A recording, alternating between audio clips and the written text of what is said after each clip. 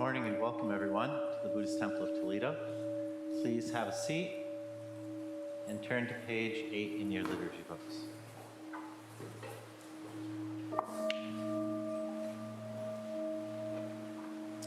Correction, that's page 2 in your liturgy books.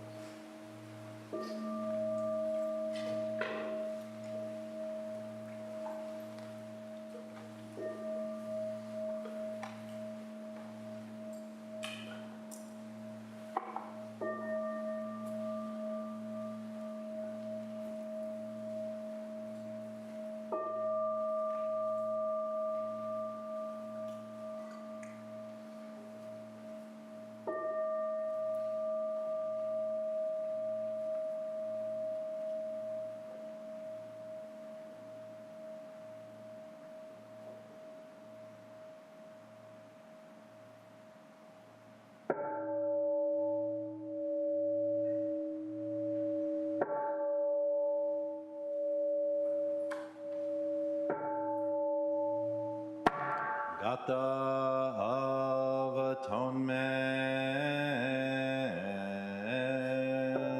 all evil karma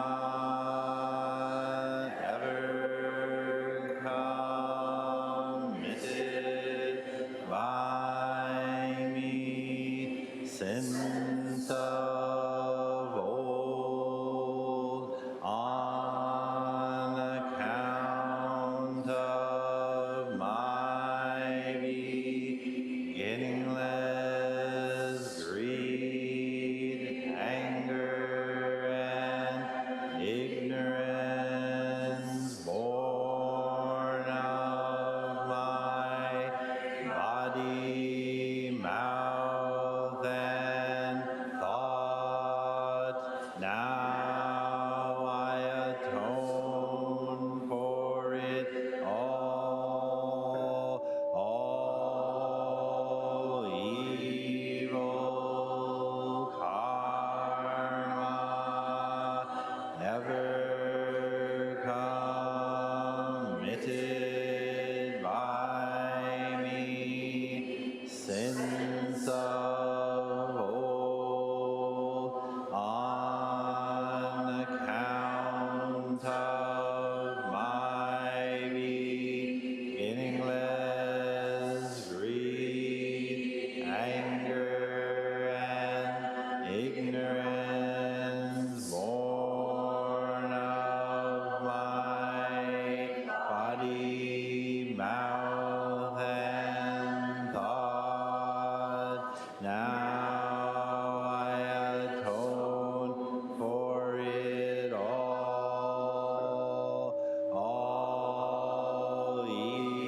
evil karma ever committed by me since of old, on account of my beginningless greed, anger, and ignorance, born of my body, mouth, and thought.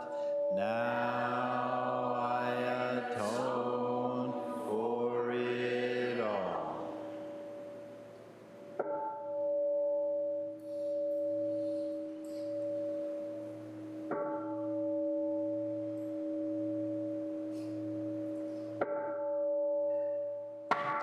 Nikaya 3 Refuges. Buddham Saranam Gacchami. Buddham Saranam Gacchami. Dhammam Saranam Gacchami. Dhammam Saranam Gacchami. Sangham Saranam Gacchami. gacchami. Sangam saranam gacchami. I take refuge in Buddha. I take refuge in Buddha. I take refuge in Dharma. I take refuge in Dharma. I take refuge in Sangha. I take refuge in Sangha.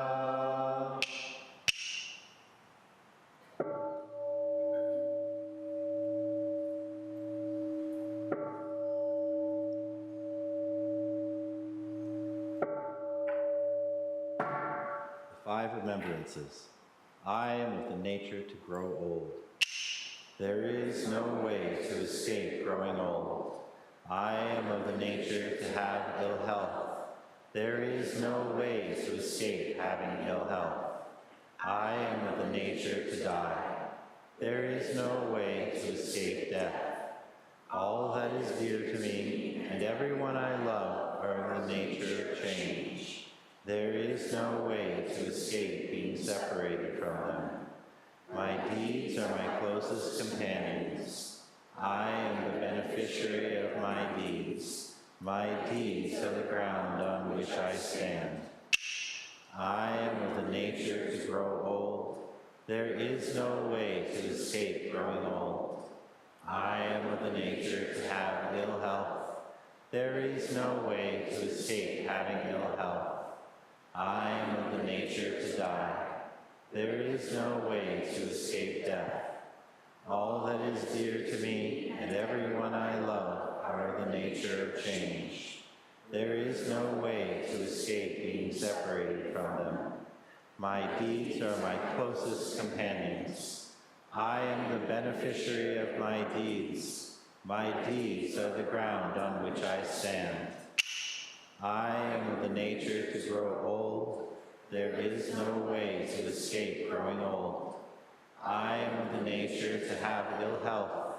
There is no way to escape having ill health.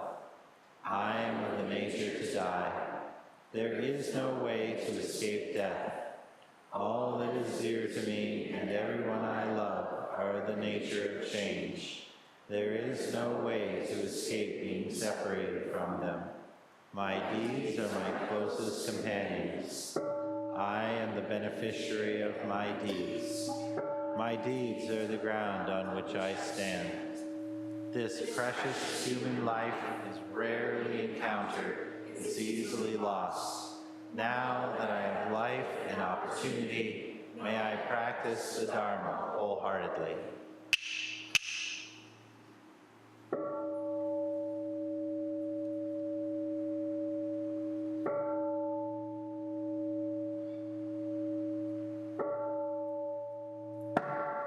Mahayana Refuge. In my heart, I take refuge in Buddha, Dharma, and Sangha. May I liberate suffering beings and bring them to great joy. May the compassionate spirit of love grow within me, that I may actualize the great way. In my heart, I take refuge in Buddha, Dharma, and Sangha. May I liberate suffering beings and bring them to great joy. May the compassionate spirit of love grow within me, that I may actualize the great way. In my heart, I take refuge in Buddha, Dharma, and Sangha. May I liberate suffering beings and bring them to great joy. May the compassionate spirit of love grow within me, that I may actualize the great way. Invocation of the lineage. I give thanks for the guidance of my teachers, for the lineage of teachers before them. I give thanks and offerings for their dedicated practice of generosity, moral discipline, patience, joyful effort, concentration, wisdom, skillful means, unshakable vow, spiritual powers, and awakened awareness for my benefit. May their years of life be lengthened, may their vows be completely realized, and may I cultivate these perfections with their guidance. 7 practices of the Bodhisattva. I bow down in body, speech, and mind. I offer the best I have to give, both real and imagined, to fill the space between us. I regret and purify all transgressions. I rejoice in all virtues. I request you to remain until total enlightenment. I request wise and compassionate guidance. I dedicate my merit for the sake of all beings. Generating love and compassion. May all sentient beings be free from clinging and hatred. Being close to some and distant from others, how wonderful it would be. May this be accomplished. I will free them from clinging and hatred. Bless me to accomplish this. May all sentient beings enjoy happiness and the causes of happiness. How wonderful it would be. May this be accomplished.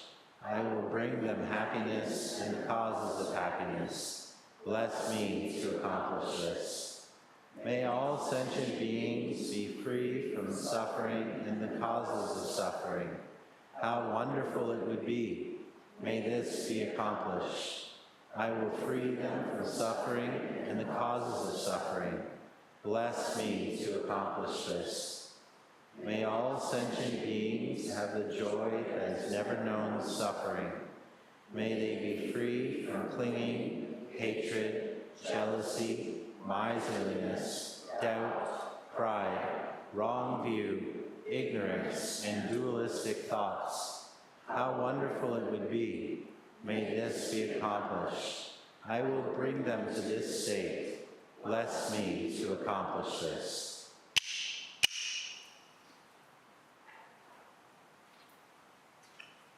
Please stand and turn to page 4 in your liturgy book for the Heart Sutra.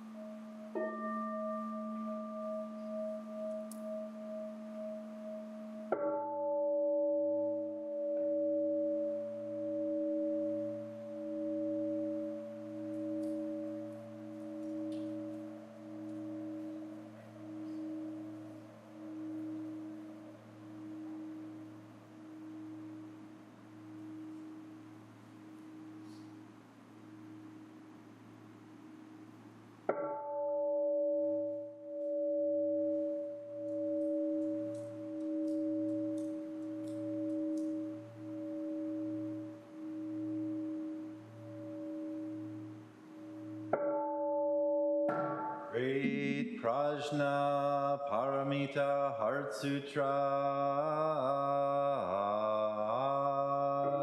Avalokiteshvara Prakti Sattva Practicing Deep Prajna Paramita clearly saw that all 5 skandhas are empty, transforming all suffering and distress. Shariputra, form is no other than emptiness, emptiness, no other than form. Form is exactly emptiness, emptiness exactly form.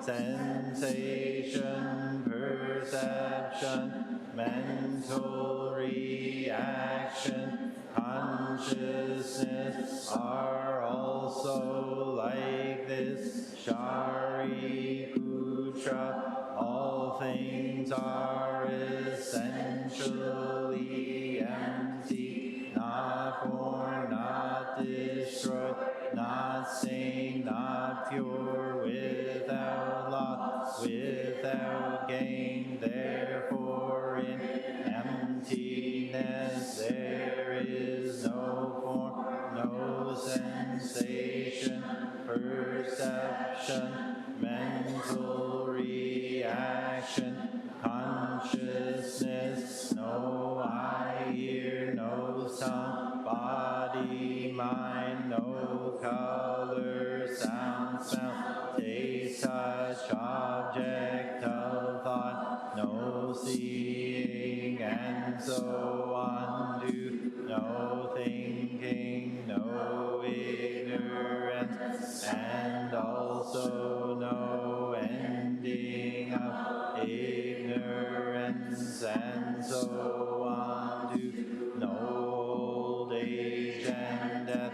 and also no ending of old age and death, no suffering, cause of suffering, cessation, path, no wisdom, and no attainment, since there is nothing to attain. The Bodhisattva lives by prajna paramita, with no hindrance in the no hindrance, and therefore no fear, far beyond elusive thinking. Right here is nirvana. All Buddhas of past, present, and future live by prajna paramita, attaining anuttara samyak sambodhi. Therefore know that prajna paramita is the great sacred mantra, the great vivid mantra, the unsurpassed mantra, the supreme mantra, which completely removes suffering. This is truth, not mere formality. Therefore set forth the prajna paramita mantra, set forth this mantra, and proclaim gate gate para gate parsam gate bodhi swaha, gate gate para gate parsam gate bodhi swaha, gate gate para gate parsam gate bodhi swaha. Infinite realms of light and dark convey the Buddha mind. All that is and we ourselves come forth in perfect harmony.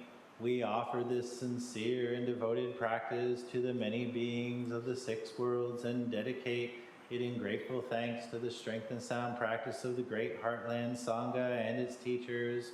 May our virtuous actions be clear of all interferences, and may our vows be fully realized. We especially dedicate these merits to all those who suffer as a result of injustices, calamity, cruelty, and war. We dedicate the merit today in grateful thanks for the teaching and practice of great ancestor Ehe Dogen. May his mind flower bloom in endless spring for the attainment of Buddhahood for all beings in space and time. And we also dedicate these merits to Shindo, Roger, Reverend Suisse, Laverne, Taylor, Christy, Chris, Griffin, John, Charles, Stephen, Reverend Eugen, and Evan. May they have healing and peace. And to Steve, Dan, Soke, Jasmine, Wesley, Nancy Renner, Jerry, Becky, and Karen at the time of their death. And to those names we hold in the silence of our hearts, as well as those names we now voice aloud.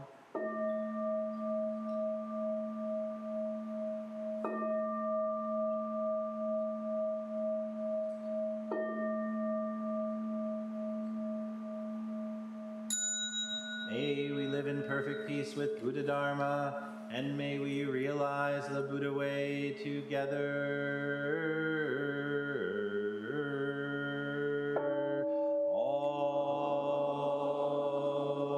Om Buddhas throughout space and time. All honored ones, Bodhisattva,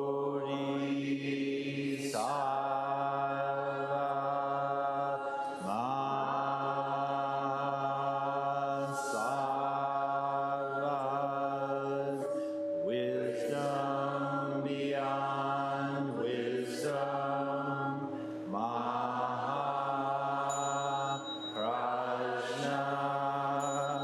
Ariha.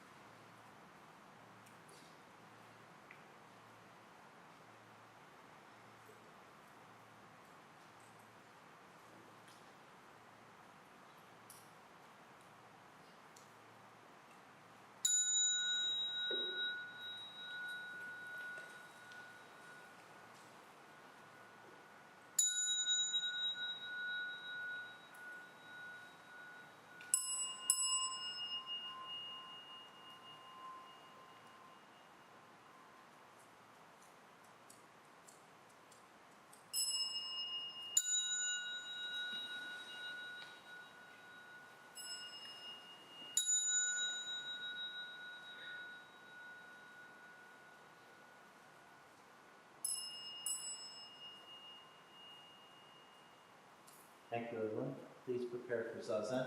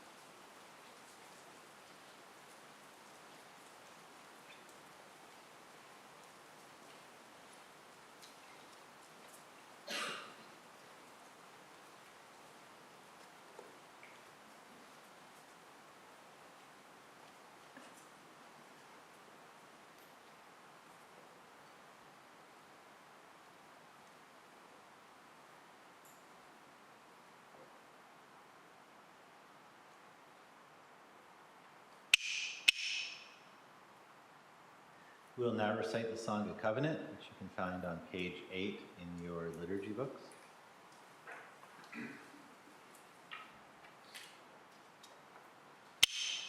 We, the Daishin Kokoji Sangha, with respect for the worth and dignity of each person, with the wonder at the wisdom and compassion we seek to cultivate by practice, and with deep gratitude for the teachers of this lineage and our connection to one another, covenant to support each other by upholding the precepts of doing no harm, practicing good, and actualizing good for others. Please be seated. Sit facing the front. Please sit comfortably and make sure you're sitting so you can make eye contact with Dewan Roshi. In a moment, we will be chanting the verse on opening the Gatha on opening the sutra, which you will also find on page 8 in your liturgy book.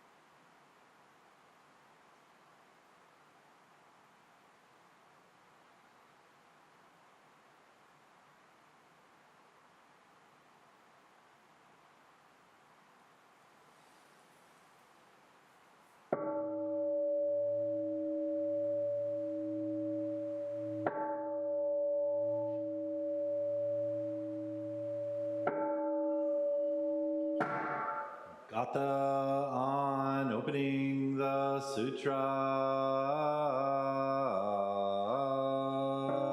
The Dharma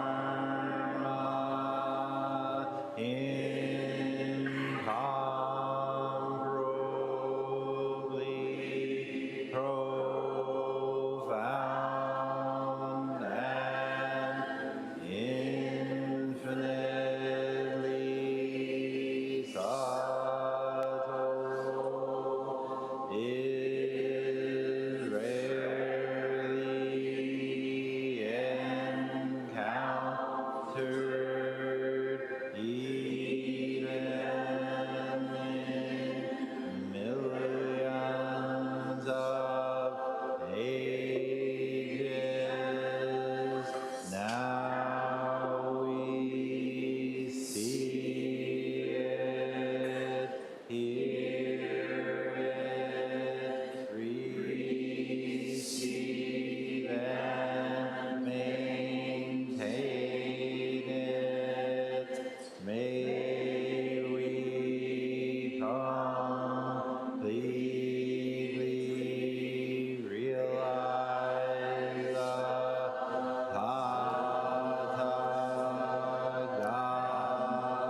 Tathagata's true meaning.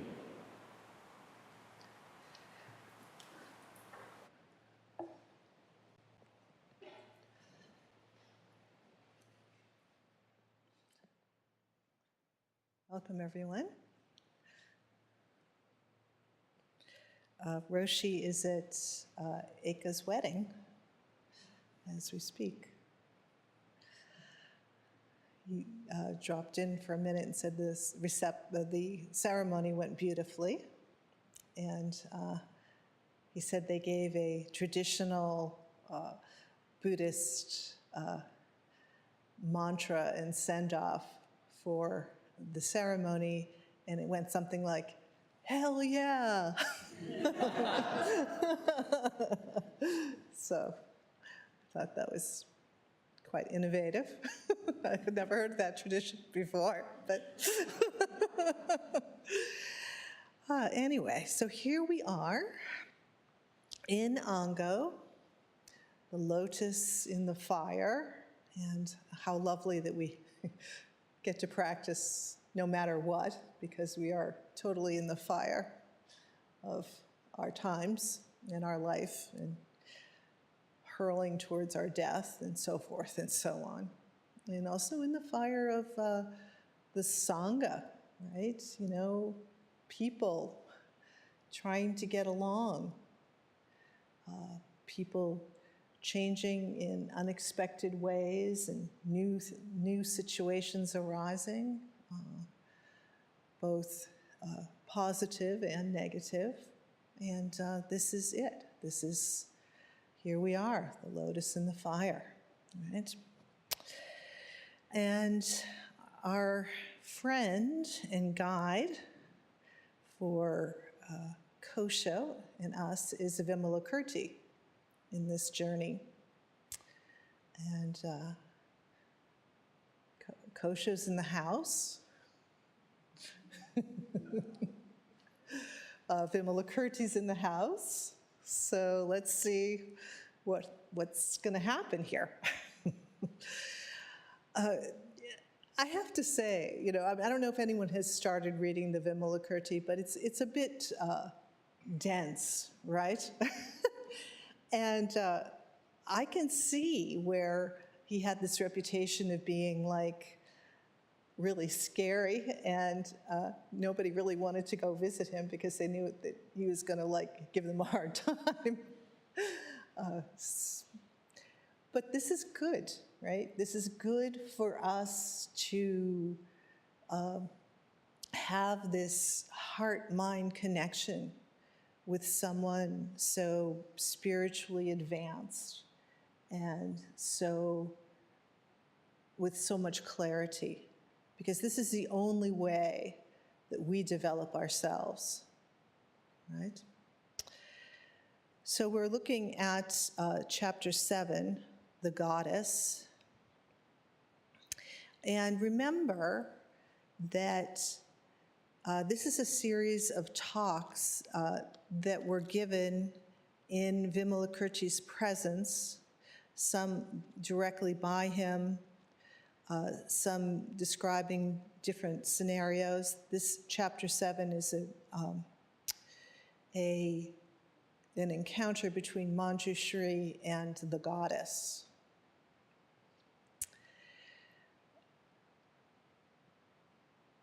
Also, as a setup, just to remind ourselves that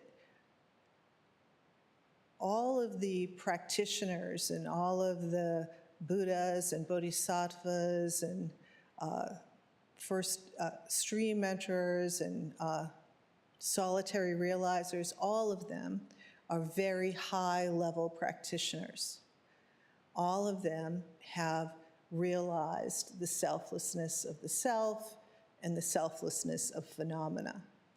Remember, the wisdom part of the Buddhist training is sort of the culmination of the Theravadan tradition, and also, in a lot of ways, a very high attainment in the Mahayana.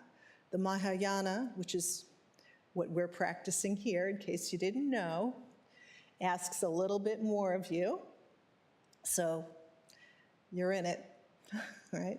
Unless you don't want to be, which is fine. I mean, the bar is high. That's what I'm saying. This is a high bar spiritual tradition. And we are lucky to have it preserved and brought down to us. Especially for those of us who, you know, like a good couture suit or a really good designer thing, right? You want the best that you can possibly have, right?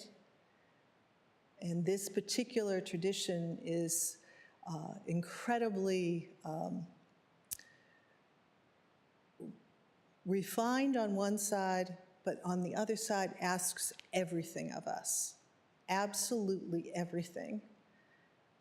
It asks that this bodhisattva vow that we make to realize and actualize our Buddhahood for the sake of all beings, to bring all beings to full and complete Buddhahood, is dead center in our life. The thing that matters in our life. Everything else revolves around that, right? Fortunately for us, everything else revolving around that is a good thing because it is such a pure and clear and loving and compassionate tradition, right?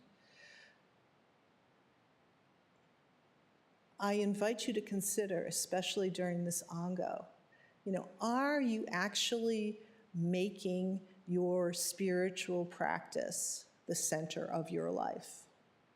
That really is the question.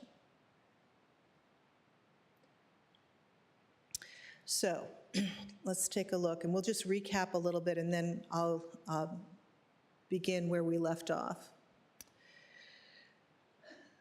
So the question that Manjushri is asking, Vimalakirti here, how should a bodhisattva, one who has made this vow of awakening, regard all living beings? So how should I perceive living beings? How should I organize my heart and my mind from my side? How should I be with them? What is my posture? What is my countenance? What is my attitude? Okay? So notice he's not saying, oh, Vimalakirti, can you just give us all the facts about how living beings are made and how they tick and all the things we need to know so that we're fully armed and completely ready to go when we meet a living being? Just like, we could just sort of punch it into the computer of our brain and our heart and get the right answer. This is not an AI kind of a way, right? Which is really important and is going to be crucially important as we go forward in this brave new world that we're in.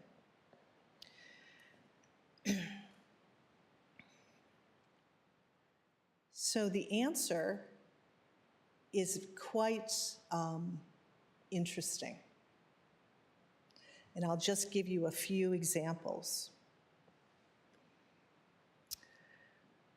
Regard them as magicians regard men created by magic. Like the previous moment of a ball of foam, like the appearance and disappearance of a bubble of water. Should be sort of thinking a little bit of the Diamond Sutra there, reference. Like a sprout from a rotten seed, like a tortoise hair coat, like the fun of games for one who wishes to die, like the pregnancy of a barren woman, like the perception of color in one blind from birth, like fire burning without fuel. So these examples are quite stark, right? And they're giving you an example of something that really doesn't exist, right? Regard living beings as not existing. That's like, what? We're all here, right? This is the big shakedown and shake-up of the samsaric ego. Hear this now. This is the big shakedown and shake-up of the samsaric ego, because it is the dualistic, egoic perception that is getting in the way of us relieving the suffering of ourselves and others.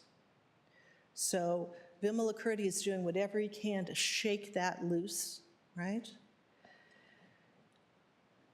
And when you hear these teachings of not actually there, like an illusion, you know you're in the realm of wisdom teaching.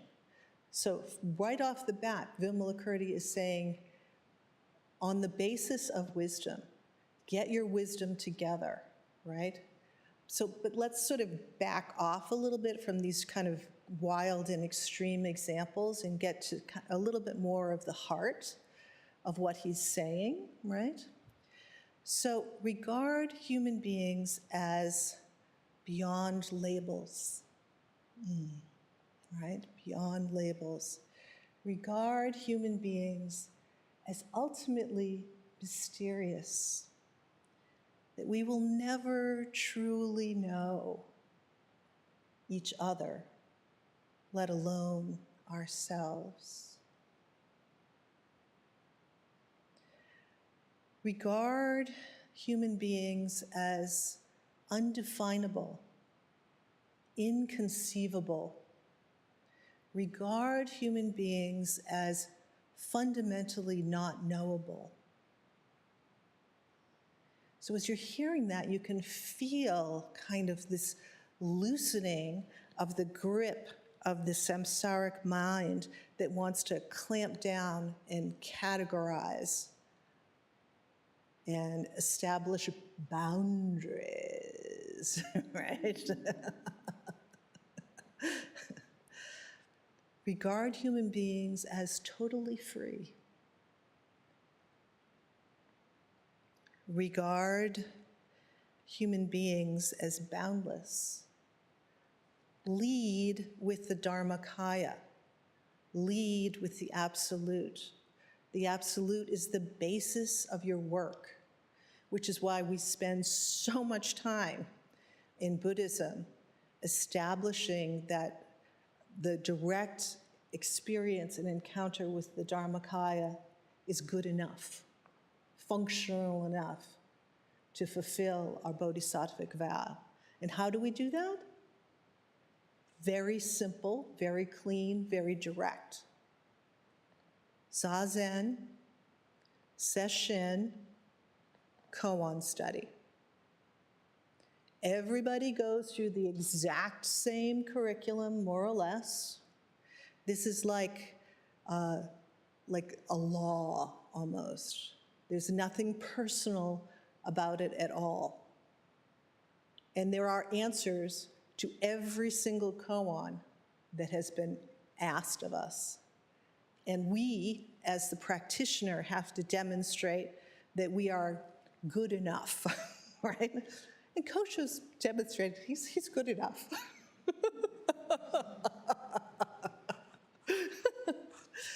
And there are a lot of them. And this is a good thing, okay?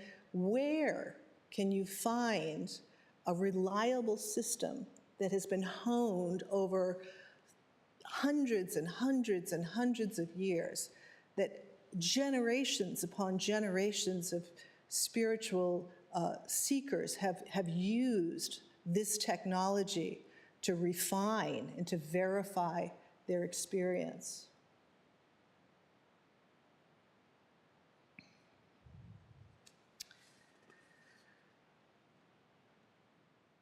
So, here we are leading with this mysterious, can't be labeled, can't be defined, not really there living beings that we're supposed to be saving. What the hell? What are we going to do? How do you do that?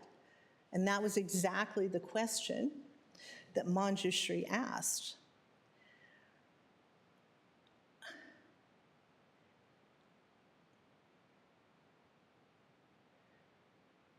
How do we love these people? How do we generate great love on the basis of the absolute, on the basis of boundlessness, on the basis of mystery, on the basis of not knowing? on the basis of not putting people in boxes. This is the beginning of the Mahayana, right here. How do we generate love on that basis? Now, right away, you can feel this love is going to be a lot different than the samsaric kind of love that says, you know, women are from Venus, men are from Mars, I'm okay, you're okay. What else is there? What's your love language, right? This is a universal love.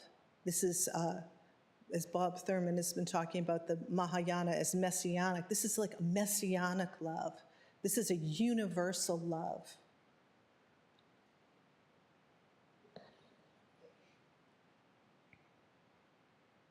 And it's universal because it is based in the Dharmakaya. Please understand this and understand the clarity of this, I would say. You know, there is training. There is, what am I doing in my practice right now? What am I working on? Where are my edges? And each one of us should be able to stay in a heartbeat what our edges are and what we're working on in practice. Not just the practice that you're given, but your own internal heart-mind system. You know, where is it bumping up against things? And what is it really working on? And it should be working on something all the time, endlessly. I mean, I was up at 4 o'clock this morning working on like whatever was arising. I don't even know what to say. But I mean, that is endless, right? And the Bodhisattva gets really comfortable working with this endless stream of edges, right? In fact, it becomes a bit joyful. Oh, here's another one, fabulous, right? I get to work on this Bodhisattva love. I get to work on this clarity of mind. This is great. Okay, so that's our setup. Now we'll go into the next part.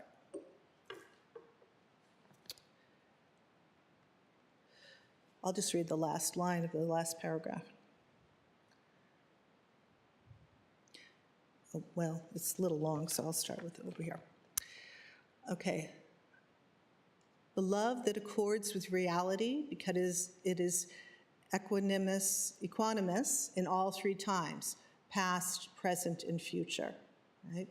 A love that extends into all of the past with all of the horrors, and they are legion,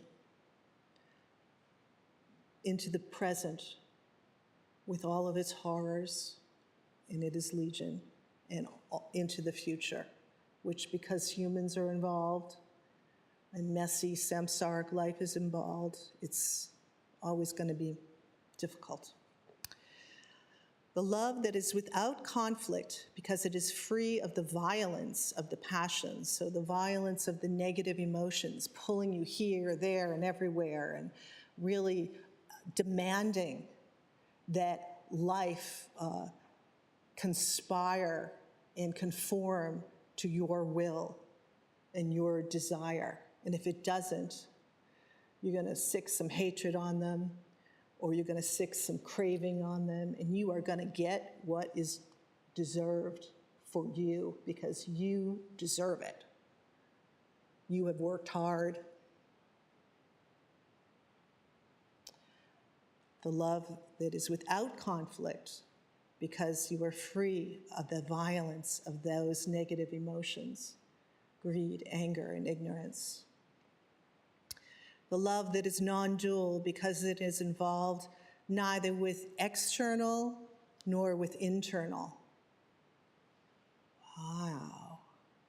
Not involved with internal or external? You mean I love you because I feel really good around you isn't the kind of love we're talking about. Or I love myself right now because I feel pretty good, right? Not involved with internal or external. What is that?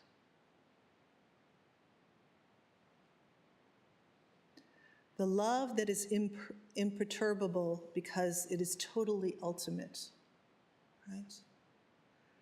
So even in the midst of really some serious difficulty, and I mean Soke in the midst of her death, I mean in the midst of divorce, I mean in the midst of sickness, I mean in the midst of breaking relationships, completely breaking down. This love, regardless of what happens and how it turns out, imperturbable because it functions through the Dharmakaya, through the ultimate. And that's what we want, right? Unconditional love is another way to say this. And unconditional love is the basis of unconditional compassion, which is that one wing of the Buddha. And then the other wing is wisdom, right? Thereby, they generate the love that is firm. It's high resolve, unbreakable, like a diamond. You know, when you are in the presence of someone who has a love supreme, a love that is firm and unbreakable, how do you feel? Feel good, don't you? And you feel like you can really trust the situation. So each one of us internally finds that place of high resolve, that our love is so firm, regardless of what we're encountering. You see that? This is what the sutra is pointing to. Because, of course, you can't give what you don't have, right? And Vimalakirti calls this unbreakable high resolve like a diamond, right? You can feel when you're really like staying with that love no matter what, even in the most painful. There's something shining forth. There is a radiance. There is this truth never fails.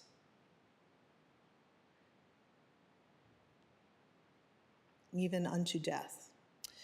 Purified in its intrinsic nature. The love itself is purified through the Dharmakaya.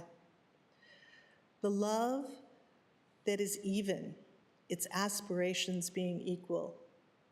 Aspirations being equal to friends, loved ones, relatives,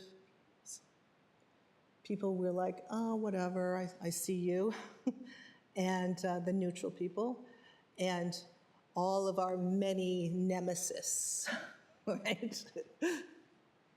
This is especially important to really like investigate and find this unbreakable high resolve now, because there's so much polarization. There's so much stoking of the fires of hatred and anger. But the Bodhisattva is in the completely different direction. Does not ignore kind of the like, oh boy, that was a little messed up, right? This is not very cool, but nevertheless, never loses their love.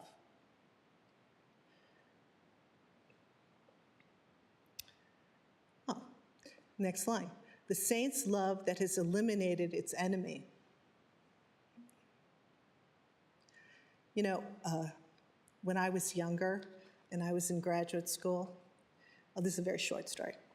I was in social work school at Boston University, and I was in a family systems class.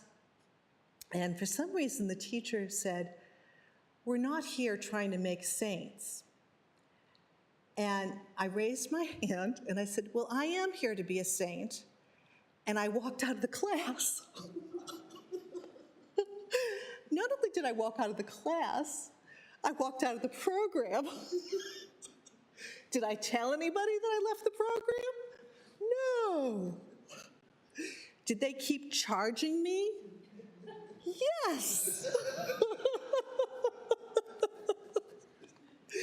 I think for years, actually, because I had this really big-ass bill. That was my dowry when I got married.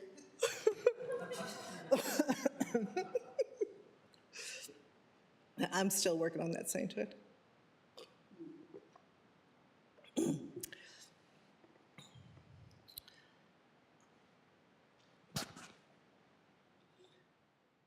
We just want to make sure we stay with the good time here. Okay, good.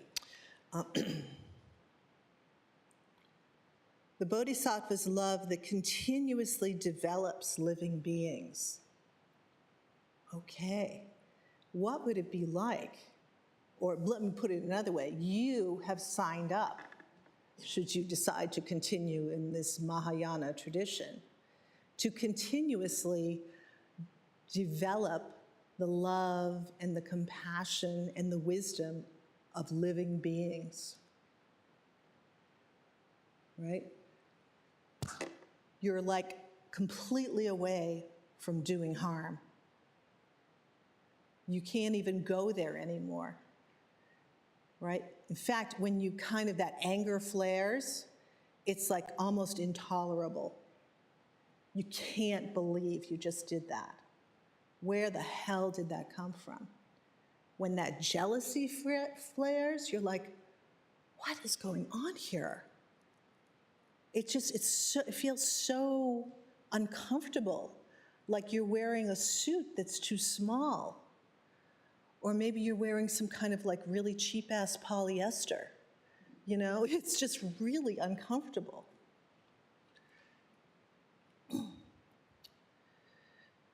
The love that has the Tathagata's love that understands reality. So the Tathagata is another name for the Buddha. It really refers to the womb of suchness. And each one of us is the womb of suchness. And when you're practicing Zazen, you are the womb of suchness, right? And in that womb of suchness, the clarity about what the hell is really going on here, when that samsaric egoic filter just starts to dissolve, and you actually see, oh my God, what is happening here? What have I been doing? Am I contributing to the problem here? I thought I was doing great. What is going on? What am I doing? The Buddha's love that causes living beings to awaken from their sleep, awaken from the chains and the prison of greed, anger, and ignorance. Because it's so much cooler, so much happier, so much more fulfilling to actually practice our life, to live our life from the direct encounter with this absolute, mysterious, boundless, spacious place, now showing up as you and me. This is the true peace.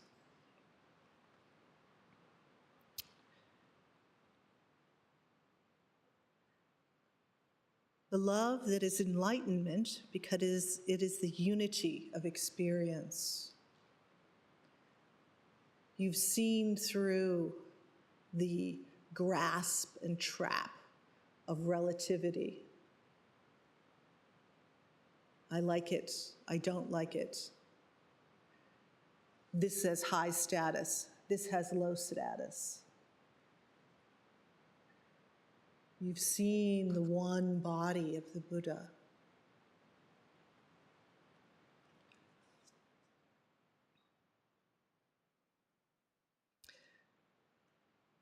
The love that has no presumption because it has eliminated attachment and aversion. So this presumption, right? That's the labeling part, right there. And I'm going to have to end right today, but we will continue reading this chapter throughout the Ango. I will tell you, try to get a head start and read it. It's a really good chapter, because what's going to happen is that after Manjushri lays this teaching down, he's going to have a dialogue, a mondo, with Vimalakirti. And Vimalakirti is going to test him to see if he really understands what he just was told. And not only that, he's going to give, for all of those philosophically minded people, a proof. So, preview. We dedicate the merit of this teaching to all beings throughout space and time. May it be the cause of their full and complete Buddhahood. May we take them there, everyone without exception. May it be so. We'll conclude with the chanting of the Bodhisattva vows, which you'll find on page 8 in your liturgy book.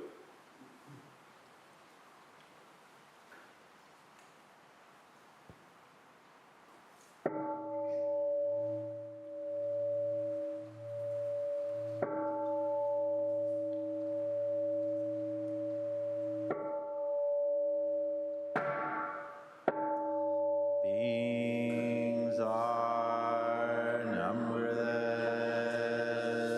I vow to free them. Delusions are inexhaustible. I vow to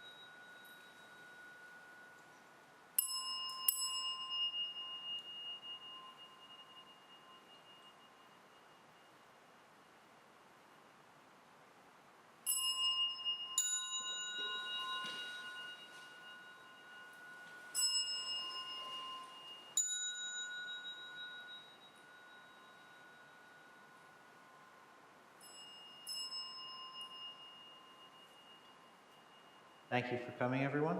This concludes